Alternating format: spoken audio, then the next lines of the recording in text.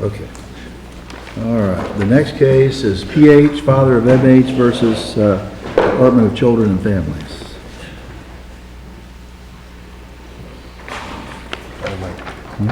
Here's Jackie's name.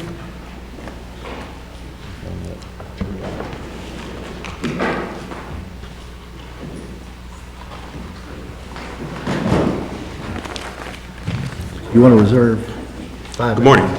You want to reserve some time? Yes, Your Honor. Okay. 5 minutes, please. Very good. May it please the court? I'm Edward Wong Lynham, the trial and appellate counsel for the appellant and father, PH.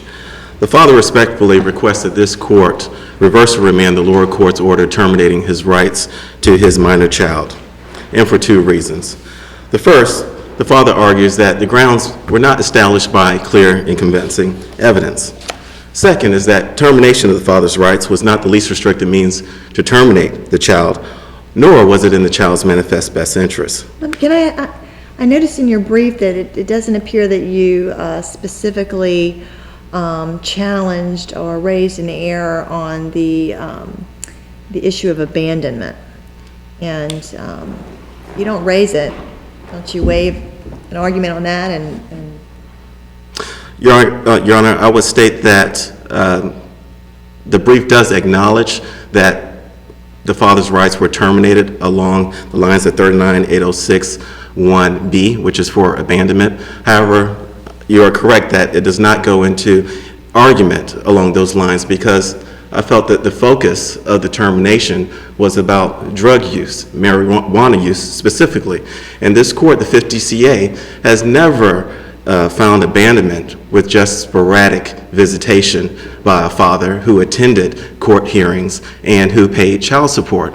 So I guess I was at a miss with that particular finding by the lower court to find abandonment when this court has a lot of case law out there with at least a year of absence before we can even look at abandonment. So granted, my brief does acknowledge the father's rights were terminated along these lines. However, I think that the final order in and of itself does not establish prima facie case of abandonment. Well, why wouldn't you argue that to the court? I mean, if that's the case, why wouldn't you? I mean, clearly the trial judge said two bases. Yes. You know, didn't complete the case plan, second, abandonment, you know. And you seem to focus on didn't complete the case plan and abandonment, although you do say some things about it, but, you know, but both of those were I mean, they're independent of each other. I agree, Your Honor, and as I state, my brief does broadly and generally state that that abandonment was not established by clear and convincing evidence. I do concede that I do not go into any further argument, but would ask that the court just look at the findings for itself and ask the question, does this, presuming it's all true, and I don't discount the findings of the lower court, but presuming it is true, it surely does not establish clear and convincing evidence of abandonment, especially when the father saw the child just a week and a half before the final hearing. The testimony was clear that the father walked 2 miles to work and from work, working 40 hours a week, just 2 miles away from the courthouse. The father attended the majority of the hearings. The father paid child support. So, yes, I did focus my arguments on the marijuana use because the abandonment issue just seemed like so far of a stretch, Your Honor. Your Honor, this case is about whether there can be clear and convincing evidence or grounds to terminate the father's rights when the mother's contribution was the cause of the child's dependency, and whether, as I've already articulated, whether less than a few months of sporadic visitation, payment of child support, and attendance at hearings can amount to abandonment. Even if this court's answer to those questions is in the affirmative, it still must determine whether termination is the least restrictive means to protect this child, as well as whether there was clear and convincing evidence that termination of this father's rights was in the child's manifest best interest. To my first point, the mother and her actions were the reasons that brought the child into dependency. Well, that's not altogether true. I mean, now, the mother may have been worse in terms of behavior, but the father consented to the child's dependency based on his behavior, and not the mother's. And I just wrote a couple of them down: passing out while visiting the child, testing positive for marijuana, had the child living in what appeared to be a roach-infested home, and when the department comes out, there's been a complaint, and he ultimately consented to the dependency based on his own actions, not the mother's. Correct. The father consented after the mother had already consented and started to participate in the case plan. The father wanted to cooperate and do what he thought the department wanted him to do in order to be reunified. He didn't want to fight that battle. But if I may distinguish the father from the mother, now this child was born suffering from withdrawals. That's not something a man can do. A man cannot consume oxycodone and after the child's birth, because of what the man did prenatally, affect the child. That's just not possible. That's how this case started. That's why the department was in the home of the father and the mother before a shelter even occurred. For 10 months before the shelter even occurred, the department was in this home. The public policy intent of Florida Statute 39.8061E with respect to case plan compliance is not to draw a line because he didn't finish the last 3 of 8 treatment classes. It's not because he didn't produce that certificate, but ultimately this court and others have decided that it's about whether the issues that brought the child into dependency have been remedied. And how are they remedied when the father is arrested for marijuana use right before the hearing? And he's not completed his substance abuse treatment. And, at one point he says it's because of money, another point he says it's because he's so distraught over the mother's death that, 11 months pass and he doesn't do anything. And ultimately, he's not staying clean if he's getting arrested right before his hearing on the TPR. Granted, that is correct. And back to my argument to the issues that brought the case into dependency. When the child was removed from both parents, including the father, the record is clear. The father tested negative October 26, 2010 for THC. Or look at the glass half empty, he tested positive for nothing when the child was removed. And the conventional wisdom with marijuana is what, it stays into your system 30 days? That's not true. It may not be true, but that's kind of conventional wisdom that even courts, trial judges apply, that marijuana is going to stay into your system for a while. But what we do know is when this child was removed, the day this child was removed from the father, he wasn't testing positive for anything. Certainly not marijuana the day the child was removed. It was a couple days later when presumably he rolled up a joint and had a toke and tested positive days later after the child was removed. There's no record evidence that the father was even ever the primary caregiver of this child. There was never any record evidence that when he tested positive back in April of 2010 that had any influence or bearing on as far as the risk of harm to this child. The father, as was already brought up, raised a few defenses. The first was the ability to pay for the substance abuse treatment that he first started. We know he did 2 substance abuse evaluations. Do we know how much that was? I'm sorry? Do we know how much that was? I believe it was $25 a session. I believe the department may have cited that amount in their response. And how much does he make a week? At the time, he was underemployed at the time the child was removed. And his testimony at trial was, once we got around November 2011, he had testified, hey, I'm starting to get more hours at work. I'm working 40 hours a week. And specifically, he testified that during this time, he earned between $700 and $800 a month before taxes. He was a cook, right? Applebee's? You worked at Applebee's? And You've been there 7.5 years? 7.5 years is stable income, albeit at times underemployed. At the time this trial, this termination trial. Underemployed in the sense he didn't have a full 40 hours a week, you mean? I mean, Right, during the majority, cook, I think, or a chef, so correct. we're not saying that should have been an engineer or something, we're saying he just didn't have enough hours. Correct, and that was during the majority of the pendency of the case. Once November 2011 rolled around, his testimony was that, hey, I'm starting to work closer to 40 hours a week now. And right at that time in November, his court-ordered child support kicked in. They were getting it by income deduction order, correct? Correct, by income deduction. And how much was that a month? That was court-ordered to be $90 a month, I believe, with the fees that the state kicks in. His testimony was $99 or so. The money really wasn't an issue, at least once he was working full-time to do the substance abuse. Correct. Money. He was offered drug court, which I think was $10 for a session. month. And they don't kick you out of drug court because you can't pay. That is correct. The $10. Why didn't he do drug court? I'm sorry? Why didn't he elect the drug court option? Your Honor, albeit it being $10 a month, drug court is far more intensive than any type of substance abuse treatment. He didn't want the treatment.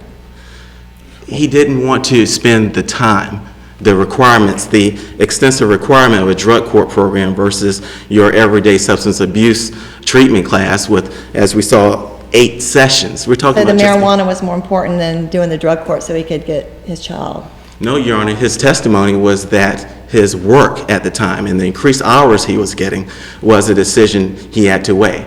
Do I walk even further from the 4 miles he's walking every day to work to now walk an additional 2 miles? But they gave him another option to make it to a place closer, so he wouldn't have to walk that way.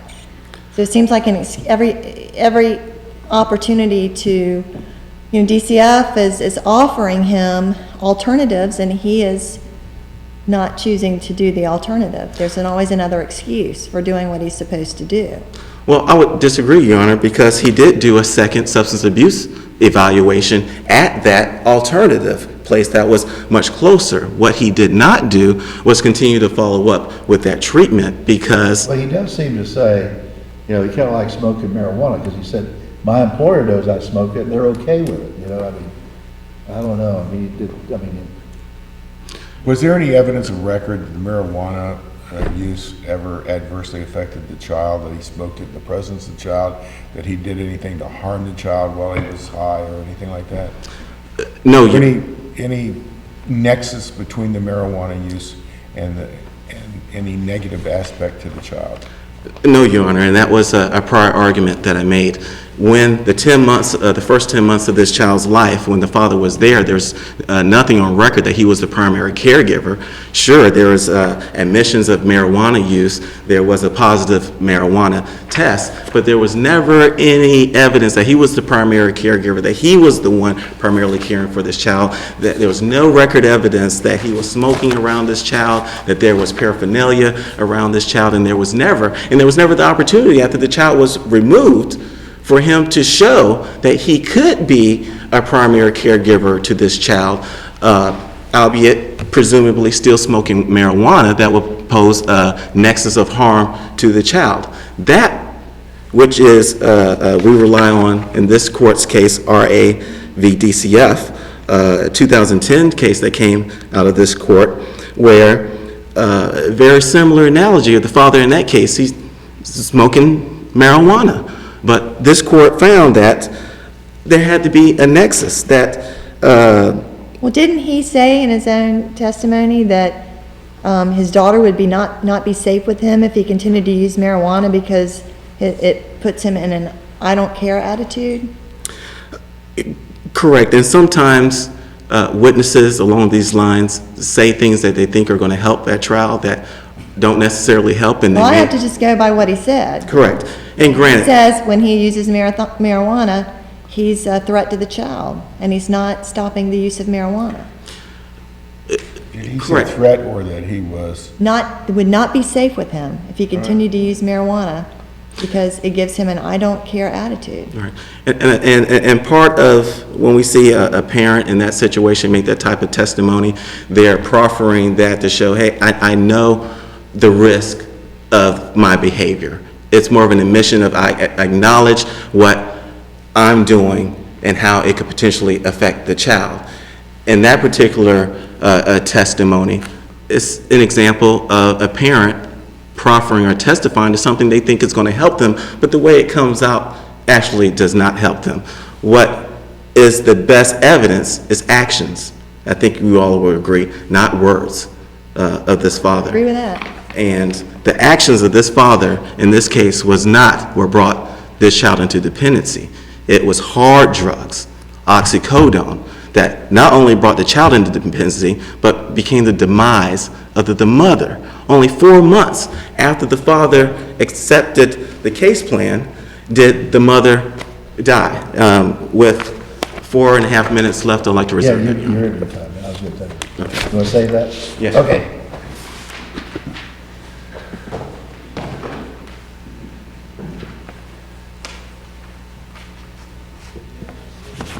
Good morning. May it please the court. I'm Deborah Schroeth. I'm counsel for the department in this case.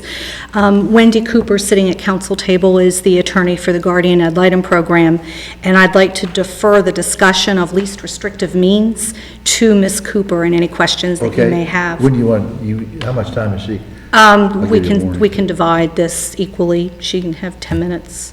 Okay. And I'll have 10. 10 and Okay. 10? Yes, thank you, Okay. Your Honor. The court has already picked up on the fact that the trial court determined that the father's parental rights should be terminated for 2 reasons, one of which was because the father had abandoned his child. The father's counsel says that he mentioned the abandonment in his brief, and that is correct. On page 11 of the initial brief, he simply mentions that this was one of 2 grounds. Well, counsel has an affirmative obligation to argue any ground that they want this court to consider. This court does not sua sponte consider any kind of issues that have not already been briefed. But if he mentions it in his brief, even though if he doesn't extensively argue it, is it preserved for appeal? No, Your Honor, it isn't. You have to. Authority on that? I'll have to check, but I did cite authority in my brief for that. I'm sorry, let me quick find it. There are a couple of cases that I cited: Miami versus Steckloff, State versus Williams, Polyglycoat versus Hirsch Distributors. Those are all cases that require that a party in an appeal has to affirmatively brief and argue an issue. It's not enough to say, oh, by the way, I don't like this other decision, and leave it up to the court itself to figure out why the trial court's decision was wrong. We're not that smart. I'm sure that you are. But it certainly isn't fair to the appellee either, because we didn't brief that, because under the case law it was You waived. have a chance to rebut that. Yes, yes, so he merely mentioned it. So from that, although that takes care of the case in terms of grounds that he effectively conceded under the case law, I do have a couple of things to say. First of all, in response to some of the questions that you were asking the appellant, the father had been referred to drug court in November of 2011, and you'll find testimony about that on page 58 of the transcript. The father had told the case manager that he, at that point, all the way in November of 2011, he waits to tell her, the case manager, that he can't afford to go to drug treatment classes at Western Judicial, which is where he had been referred when he had first told her the problem was he had no transportation, and he had told her that he could get to Western Judicial, so she made the referral there. Then when he didn't go there, he told the case manager in November, well, that's because I can't afford to go to Western Judicial. So at that point, the case manager gave him a drug referral, a referral to drug court, but he never followed up on that. There's nothing in the record that says why he didn't. He simply failed to follow up on that. On page 30, excuse me, on page 66 of the transcript, talking about the father's marijuana use, the reason that the department is harping on his marijuana use in this case is because the father himself testified that he uses it to keep him from hurting people. The father apparently has some kind of an anger management problem that he effectively, Is that documented in the record? not that he has an anger management problem, the department did ask him at the dependency. He uses it. He used the words that he smokes marijuana to keep me from hurting people. And that's on page 66 of the transcript. And then, as Your Honor pointed out, he also said that it gives him an I don't care attitude, and said that his child would be harmed if he was still smoking marijuana around when he had custody of the child. I'd like to point out that for the first 10 months of this child's life, he and the mother together lived with the child. To say he wasn't the primary caretaker begs the whole question, because they live together as a family unit. The mother is busy doing things that are outlined in the dependency adjudication order, things like she passes out right on top of the baby. She's stumbling and bumbling around. Passed out in the refrigerator or something? She passed out in the refrigerator, but there's also another line that at one point she passed out and fell. Physically, her body fell on top of the baby. And how old is this child now? Now her birthday is December 22nd of '09, so she'll be 3 in a few days. So she wasn't, Birthday. That's Judge Torpy's birthday. oh, okay. Well, he'll be happy to know that What did you say, the 29th? Oh, I know. 22nd. 29th. Okay. In any event, he's in the home, he's witnessing this behavior of the mother. He does absolutely nothing about it, and in fact, at one point, he denies, and this is in the record, it's not in the transcript, but it's in the record around the time of the adjudication, that he denies that the mother had any kind of problem at all. So certainly, if he has an I don't care attitude such that he is not willing to step in and protect this mother from harm, his smoking marijuana around this child, or while he has custody of this child, is a problem. There's also information in the dependency adjudication that at one point he had gone to visit the child and he passed out while at a visitation with his child. Is he a felony drug user? Has he been charged? So he's... I don't believe so, He's only no. a misdemeanor? I believe so, marijuana yes. user?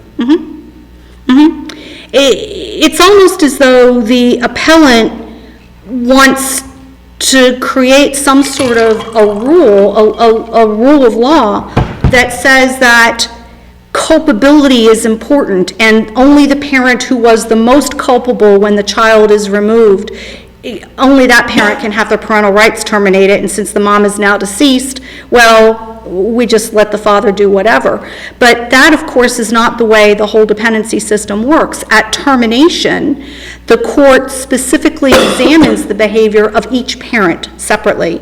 The court can terminate the rights of one parent, but not the other. So it's an odd argument to say, she was worse. I wasn't so hot, but she was worse, so you can only terminate her rights. That's what this whole brief is about, and that just doesn't make any sense under dependency law. Even if the mother was 100 times worse than the father, the reality is that there is sufficient testimony in the record to show that the father's behavior is horrible when he's smoking marijuana. His own admission is that he cannot care for the child properly, and she would be at risk of harm when he's smoking. He then tells the court that he has quit smoking marijuana, but what do you know, a week and a half before the trial, arrested for possession. It's a stretch to think that he was buying it for somebody else, or that he just liked to smell it in his home. In all likelihood, he was going to smoke it, and I think the fact that he was arrested for possession certainly gives the trial court sufficient evidence on which to decide not to believe the father's statement that I don't smoke anymore, especially when the father testified that he'd been smoking marijuana on a consistent basis since the time he was 8 years old. So this man has an incredible history of smoking pot, and he has plenty of bad things that he has done when he has been smoking. So we would ask the court to affirm the decision. Thank you.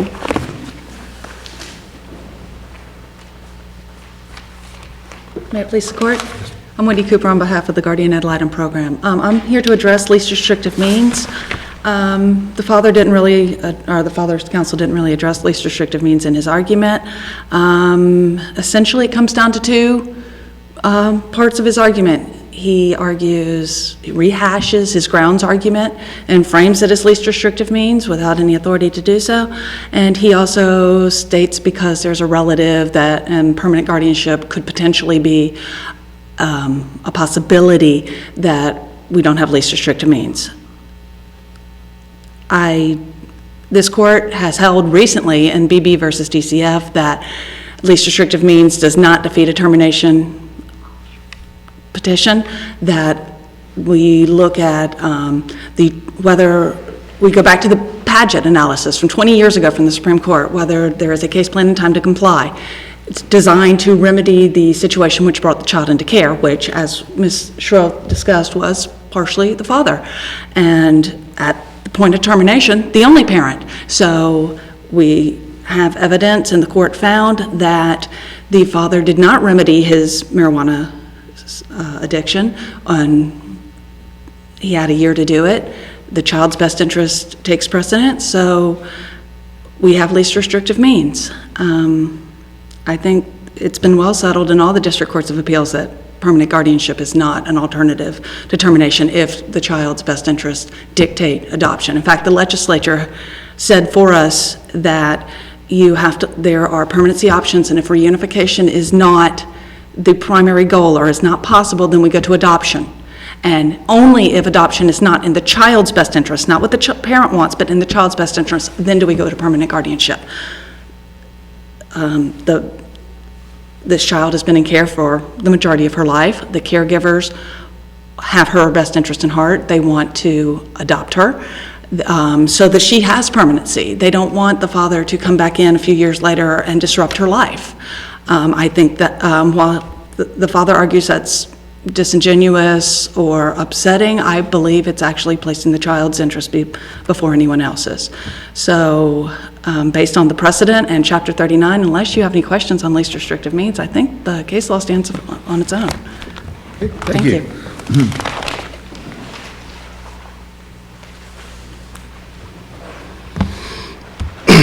Your Honor, in the response in describing the threat that marijuana use poses to this child, we heard adjectives, the horrible things, the actions of this father when he's under the influence. It's so horrible that he slurred his speech. It's so horrible that he fell asleep during a visit with the child. This is the best articulation of the threat that this father poses to the child by opposing counsel. This court set the standard in RAVDCF that the trial court has to provide an analysis of whether the issues that brought the child into dependency had been remedied. The problem with this trial court's order is it doesn't mention at all the mother. If you read the final order in isolation, there was no mother in this case. You would never know. I think she was dead at the time. Correct. She was dead. The issues that brought the case into That might be why they dependency. didn't mention her, Right, because in the issues and along with other than that, saying that she was dead. I mean, they did say that, I think. correct. And as we argue in our brief, those issues that brought the case into dependency died with the mother. If the best they can say is it starts describing how horrible the father is around the child, is what, presuming true, what the investigator said of his slurred speech, of him falling asleep, of him not protecting the child. Mind you, during the first... DCF mentioned a lot of bad things he'd done. What are those, and are they of record? No, and that's what I'm saying. We have these conclusions of how bad and horrible this father is, but we acknowledge, as the court in its questioning, he's nothing more than a misdemeanor marijuana user. Does he have any battery convictions or? Zero, Your Honor. The worst thing this guy's ever done is smoke marijuana, get caught with marijuana, and some paraphernalia used to presumably smoke his marijuana. Is what, the only thing he's No ever other been charged charges? with. No, Your Honor. No felony convictions, nothing. This guy is The just... record of alcohol abuse?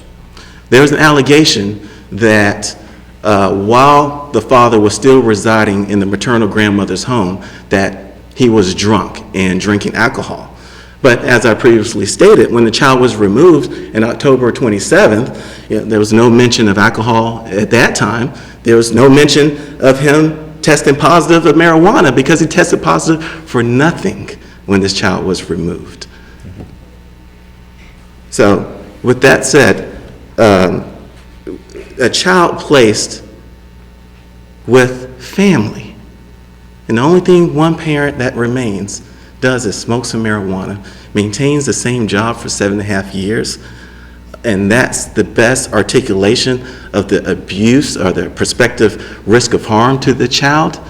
This father didn't deserve to have his rights terminated. That's what family's for. Family is to be there to take, especially a child this small, who's now 3 years old, who's 10 months old at the time. That's what family does. The reasons that the caregivers gave, as articulated by opposing counsel, they didn't want the father to come back into the child's life. That's not an acceptable reason to say why the father's rights should be terminated.